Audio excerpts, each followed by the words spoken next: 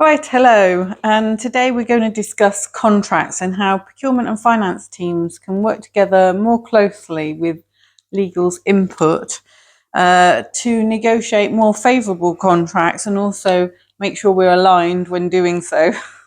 Right.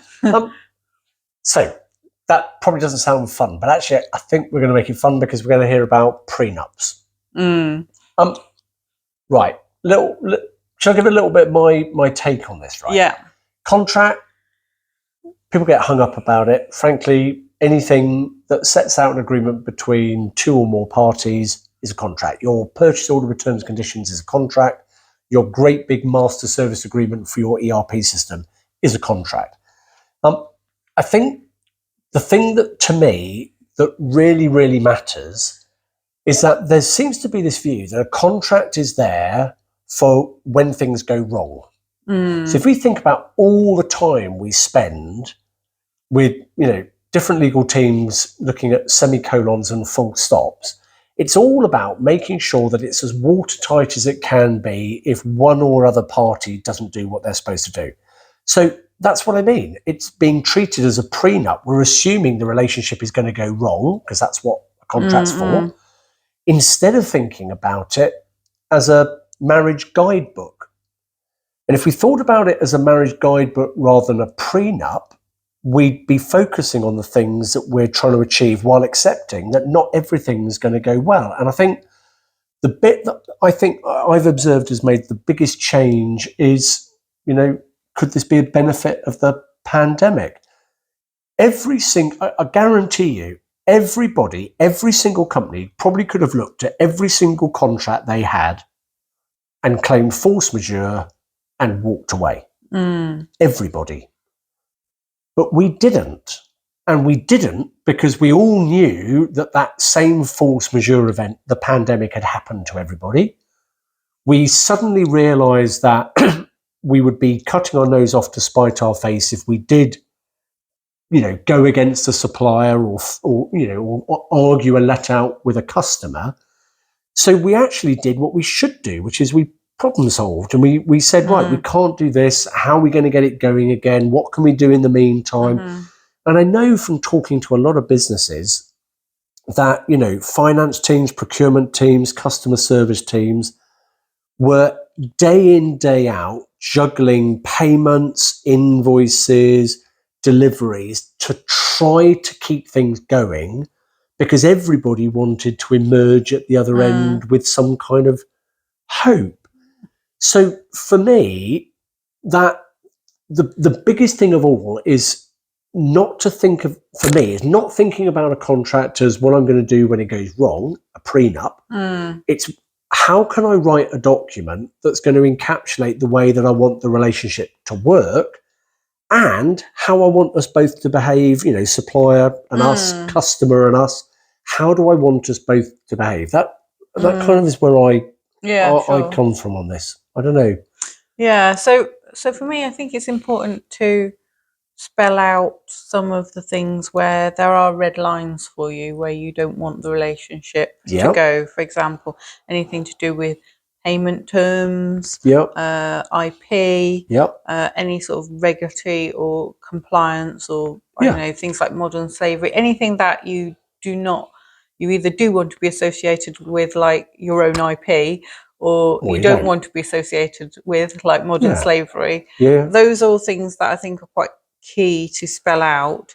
But the thing I would say about, for me, the contract that I have seen in some organisations is they tend to argue about little points in the contract and spend too much time focusing in on getting the contract perfect and not enough time getting to know the people they're going to be doing business with, and also getting references. So, for example, I've done a lot in my role in finance transformation, and I've done a lot of ERP implementations. And when you buy a new system and the implementation of it, the cost of the system is maybe 50%. The other the other 50% is maybe help to implement it. So it ends up being quite a sizable investment normally. And some of the things you can do to make sure that the people that you're buying said solution from is, talk to other customers, go to on-site visits with their other customers, and if they're a genuine supplier and reputable, they'll have no issue with you visiting their other customers.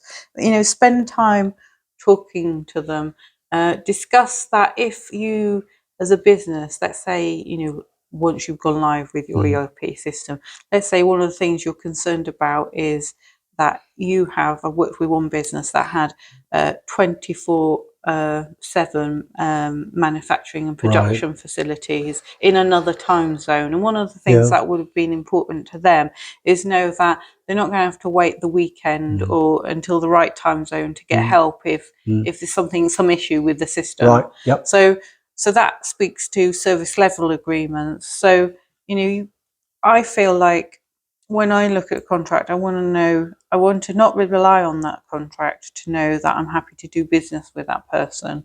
But the important points are spelled out, and things like surface level agreements, we haven't just put them in the contract in black and white, but we've actually discussed them at length about how they're actually going to meet those service level agreements and why they're important to me as a customer. Because actually, if, let's say, you have a business critical downtime with your system, you need them resolved very quickly. Maybe that costs you, millions of pounds if your production line is stopped. So maybe that's really important thing that they're able to fulfil, and you're not just going, oh look, it says in this line in the contract you was going to do it. You're right, and I think if I build on this kind of this, it's a guidebook, it's not a prenup.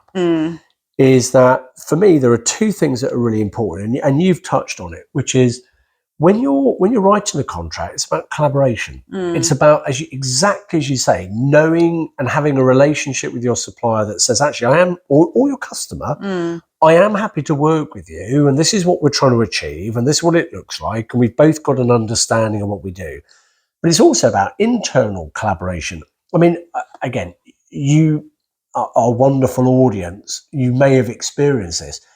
Anytime a contract goes around a business on a circulation sheet, right, signed off by finance, signed off by the client, signed off, destined to fail, because they should all be in the room together. A lot of businesses now are forming commercial teams. So they're saying, you know what, we're not going to have finance, legal, procurement. We're going to have a commercial team, which is all three of those. And then we're going to bring in whoever the customer is, whether it's, if you're buying IT, the CIO is your customer. We're going to bring in the supplier, and that commercial function is going to work with both to get it going. Is exactly the right thing to do. And for me, there are three really big things to focus on. You've said one.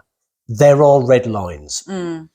Whether it's environmental, modern slavery, conflict minerals, there are laws. Businesses, adhere to those laws. Contracts need to reflect the fact that if any breach happens, there is an immediate requirement. Data security would be another one. Yeah, great example. The second part is that they should be entirely collaborative in nature, which means they should be able to change without a great big fuss and bother. Right? Actually, that was a question I wanted to ask you.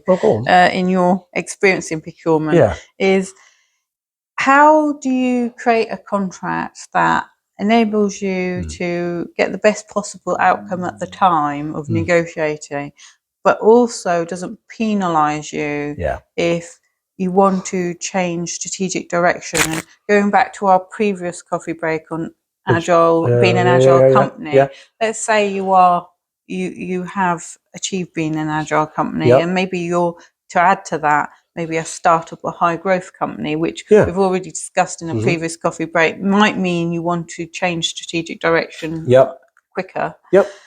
How do you put together a contract that allows you to get, a good outcome now, but also avoids being penalised in the future? It's a really good question. I actually think this comes back to one of the hardest bits of value to actually put anything smart. We talked about smart. What is it? Specific, measurable, achievable, realistic, and timely. Yeah. Innovation, right? Innovation is, how do you write down what innovation looks like? Because how do you put a objective measure on someone's good idea? But actually, a great contract, to your point, encapsulates innovation. I'll give you a really good example. Let's suppose it's 1850. And I am a provider of transport services, and we write a contract about how I am going to schedule horse-drawn carts to take your products to your customers. Nobody would still be adhering to that contract today, because you'd absolutely expect me as a supplier to turn around and say, hey, there are these things called trains. And then a few years later, we've got these things called cars. And a bit later, Uber. And now we don't need to do it at all because we're going to do 3D printing on site. So build it into your contract. Have a discussion with a supplier that says, how, if the technology or the service or the legislation or your customer base, if something changes, how do we get around the table and work out how to do it? And how do we both how does the contract make us not just unafraid, but encourage us to come and say when things are, could be changed?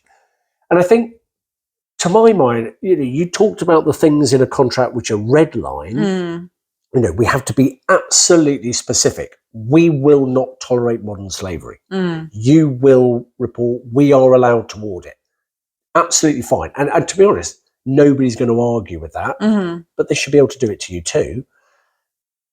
Other stuff, you can be a bit, intent. We are engaging you to help us deliver our product to our customers. Not, we want a grey horse in front of a two-wheeled carriage every Tuesday. No, that's not. It's the outcome we're focused on. Yeah. And I think if you've got the right commercial team, the right discussion, and you focus on it as a guidebook for growth, for a great relationship, not a prenup to beat up when things don't quite happen, the red lines will be very quickly agreed by everyone. The open stuff, people become much more comfortable to do. That would be my take. I mean, the reason I asked that is going forwards, with the advances in like machine learning and AI, we're going to see different suppliers be able to incorporate that to achieve value for their customers in different ways. And potentially over the next few years, there could be some companies that are able to do that better than others. And I was thinking really, I wouldn't really want to be kind of locked into a contract with one technology solution and then realize, one of their competitors has been able to, achieve a product that's much more innovative in that space. So that's really what drove that question. And actually, more importantly, because it's never just about one balance. You make a great point, which is, let's say I'm doing marketing. I have a contract with a supplier to do creative. Along comes a bunch of AI tools, literally in the last 12 months, where you or I could do creative just by talking to something.